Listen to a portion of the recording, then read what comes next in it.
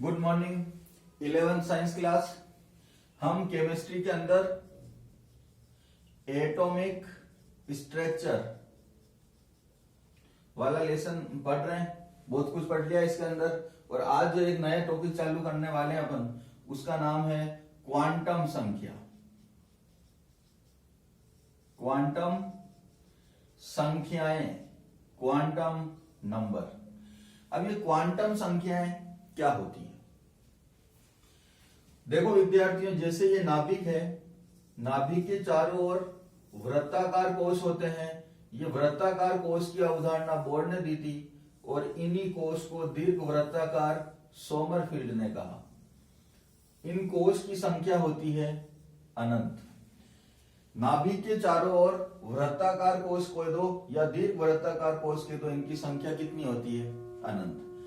अब मान लो कोई इलेक्ट्रॉन यहां चक्कर लगा रहा है। पहले कोश में 2, दूसरे कोश में 8 इलेक्ट्रॉन होते हैं, तीसरे कोश में 18 इलेक्ट्रॉन होते हैं। 1 2 3 4 5 6 7 8 9 10 11 12 13 14 15 16 17 और 18। ये भी हमने पढ़ लिया था। इसको 2n² सूत्र के द्वारा ज्ञात करते हैं। अब क्वांटम संख्या क्या है? यानी मान लो इतने सारे, इसके अंदर भी इलेक्ट्रॉन होंगे बहुत सारे।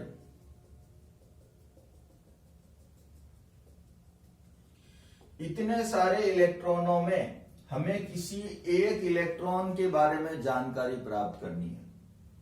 बहुत सारे इलेक्ट्रॉन है, कोश की संख्या कितनी होती है? अनंत। इसको ठीक इस प्रकार समझो कि पूरे विश्व में जनसंख्या बहुत अधिक है, अरबों खरबों में जनसंख्या है। अब पूरे विश्व में किसी एक व्यक्ति को ढूंढना है। किसको ढूंढना है? किसी एक व्यक्ति को ढूंढना है। मान लो 11th क्लास के किसी एक छात्र को हमें ढूंढना है। जनसंख्या इतनी ज्यादा है पूरे विश्व में, और उस एक व्यक्ति तक हमें पहुंचना है। तो उसके लिए क्या क्या जानकारी पता होनी चाहिए? कि नंबर फर्स्ट, हमें पता हो कि वो व्यक्ति किस देश का है। हमें पता लग गया कि वो इंडिया देश का है, अफगानिस्तान का है, चीन का है, भूटान का है, ऑस्ट्रेलिया का है, किसी का भी हो सकता है। तो सबसे पहले जरूरी बात क्या है कि हमें उससे देश का पता लगे कि किस देश का है। देश की जानकारी हो गई, तो दूसरे नंबर पर हमें यह जानकारी होनी चाहिए कि उस देश का राज्य कौन सा है। मान लो भारत का था और राज्य कौन सा आ गया? राजस्थान। अब राजस्थान में आने के बाद में फिर पता होना चाहिए कि वो किस जिले का है, मतलब जिला पता होना चाहिए। तो राजस्थान का जिला भी पता लग गया, कहां है वो? जोधपुर।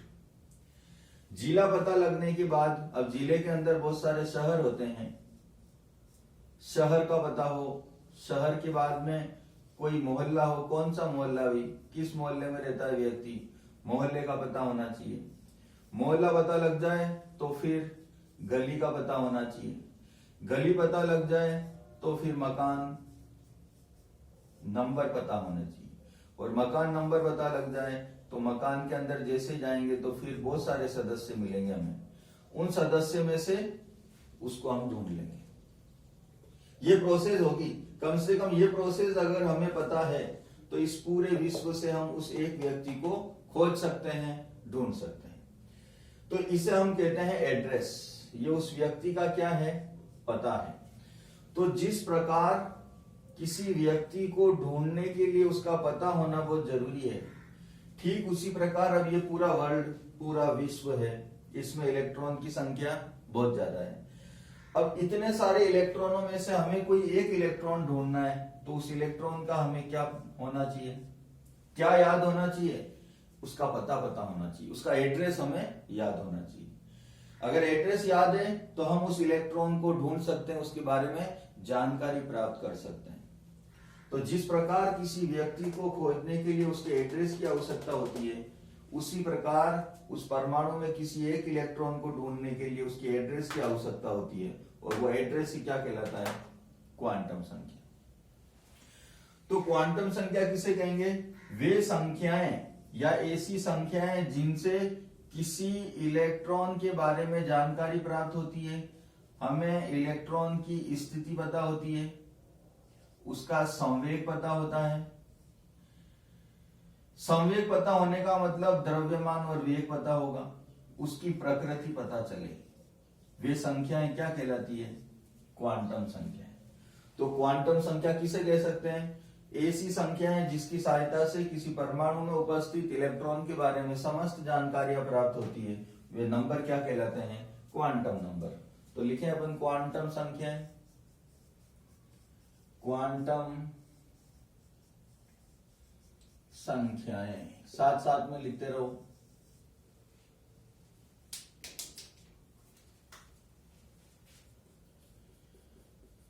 ऐसी संख्याएं जिनकी सहायता से ऐसी संख्याएं जिनकी सहायता से परमाणु में उपस्थित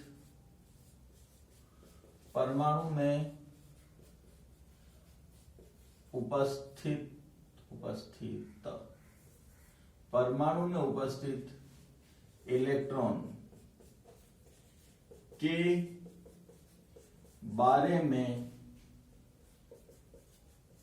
समस्त जानकारी प्राप्त होती है। समस्त जानकारी प्राप्त होती है, क्वांटम संख्याएं कहलाती है।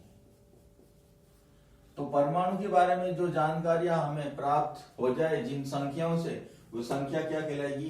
क्वांटम संख्याएं। या इसको यूं भी कह सकते हैं, क्या कह सकते हैं? ऐसी संख्याएं जिनकी सहायता से परमाणु की स्थिति प्रकृति ज्ञात की जाती है। वे संख्याएं जिनसे परमाणु में उपस्थित किसी इलेक्ट्रॉन की स्थिति प्रकृति ज्ञात होती है, क्या कहलाती है? क्वांटम संख्याएं कहलाती है। वे संख्याएं जिनकी सहायता से किसी भी परमाणु में उपस्थित इलेक्ट्रॉन के बारे में जानकारी प्राप्त हो जाए, उनका आकार पता लग जाए, उनकी आकृति पता लग जाए, संवेग पता लग जाए, स्थिति पता लग जाए और भी अन्य जानकारी पता लग जाए, तो वो संख्याएं क्या कहलाती है? क्वांटम संख्या।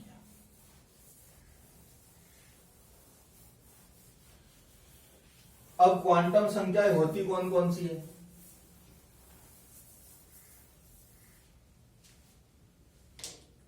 तो टाइप्स ऑफ क्वांटम संख्याएं, या यूं लिखें, क्वांटम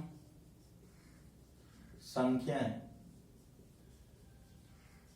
निम्न प्रकार की होती है। निम्न प्रकार की होती है। नंबर फर्स्ट, मुख्य क्वांटम संख्या। पहली संख्या कौन सी है? मुख्य क्वांटम संख्या। सेकंड, द्विगंशी क्वांटम संख्या। नंबर थर्ड, चुंबकीय या मैग्नेटिक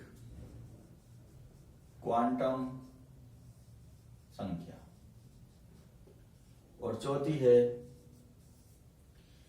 स्पिन या चक्रण क्वांटम संख्या।